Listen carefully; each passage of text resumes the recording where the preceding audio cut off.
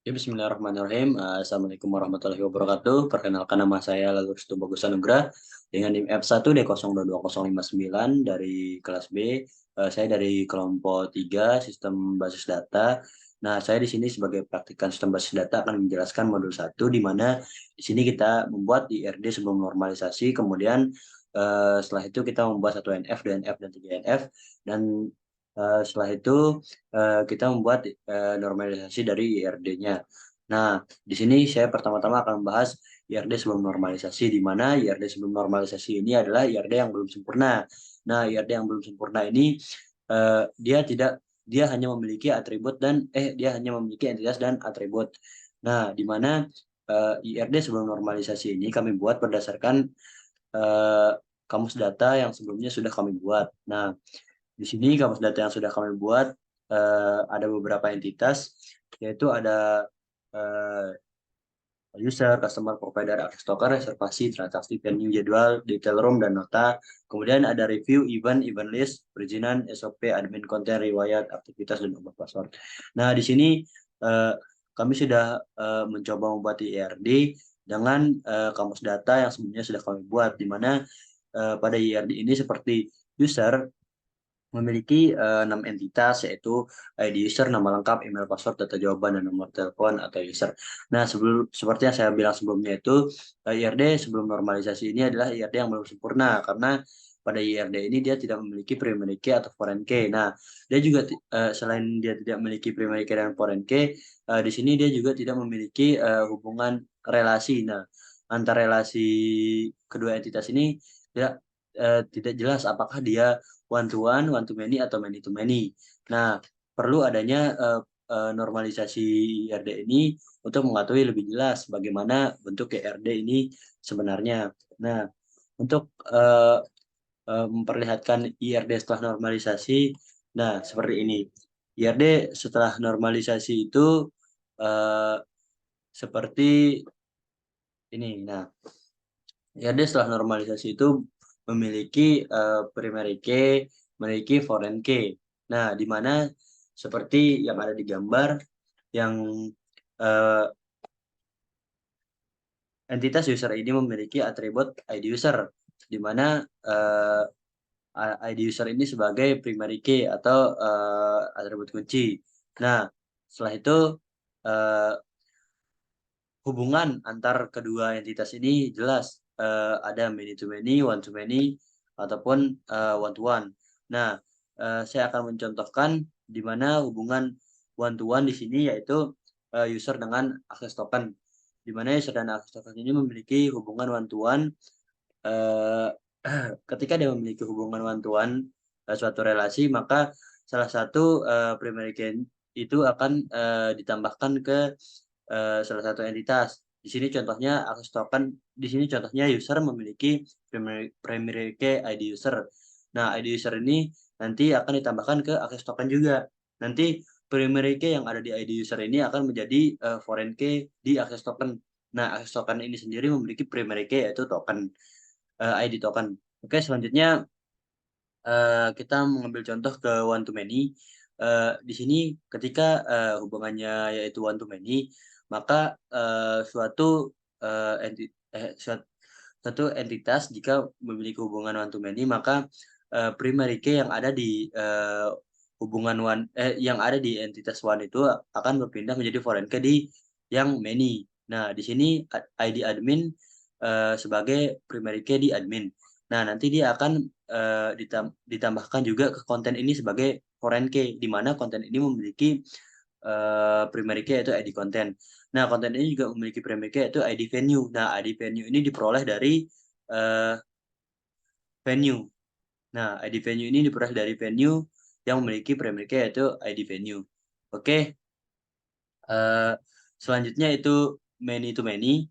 Di sini saya mengambil contoh di entitas user dengan admin, dia memiliki hubungan many to many, di mana ketika dia memiliki hubungan many to many tersebut, maka nanti eh, kedua entitas ini, kedua primary key dari entitas ini akan ditambahkan ke relasi. Nah, di mana user ini memiliki primary key ID user, sedangkan admin ini memiliki primary key ID admin. Nah, nanti masing-masing primary key ini akan ditambahkan ke relasinya. Jadi relasi ini ada ID admin memiliki atribut ID admin dan ID user. Kemudian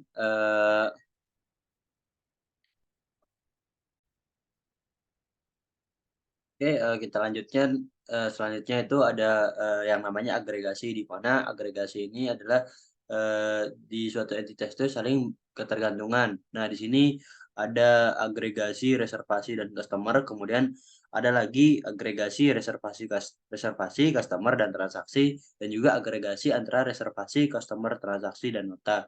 Nah, di sini dia saling ketergantungan. Ada ketergantungan antara reservasi dan customer, ada juga ketergantungan antara reservasi, customer, dan antara transaksi, dan ada juga yang ketergantungan antara reservasi, customer, transaksi, dan nota.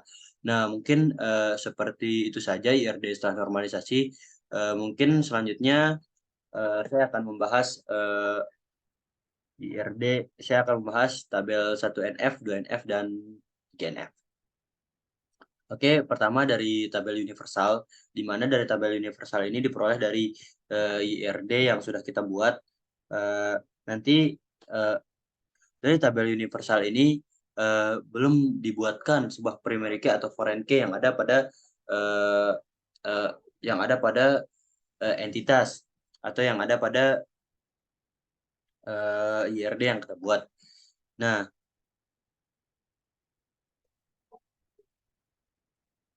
oke, pada tabel universal ini cuman digabungkan semua tabel yang ada pada IRD tersebut.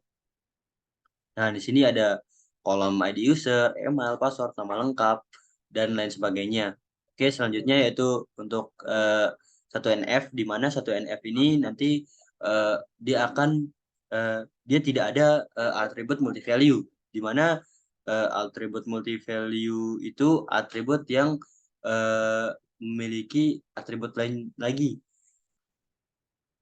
Nah, di sini 1NF ini sudah disederhanakan lagi uh, uh, dengan atribut yang tidak memiliki multi value. Nah, kemudian di 2NF ini pertama kita membuat functional dependency dulu. Nah, functional dependency ini adalah di mana ini ID user sebagai uh, primary key, dan kemudian ada atribut nama lengkap, email, password, data jawaban, dan nomor telepon.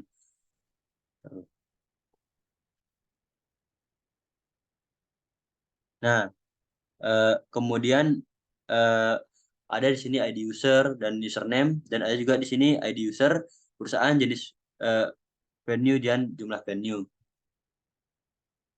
Nah, setelah dibuat seperti itu, maka bisa dibuat tabel 2NF. Nah, di tabel 2NF ini nanti semua atribut bukan kunci bergantung sama atribut kunci. Nah, di mana 2NF ini diperoleh berdasarkan 1NF yang sudah dibuat sebelumnya. Oke, selanjutnya yaitu ada 3NF. Nah, 3NF ini dibuat functional dependency-nya dulu.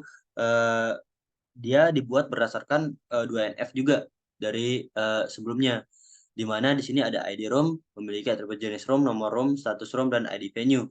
Nah, di mana ID venue ini, ID venue ini merupakan foreign key, dan ID room ini merupakan primary key. Nah, di sini ada dibuat tabel 3NF ini dibuat memenuhi tabel 2NF berdasarkan 2NF sebelumnya.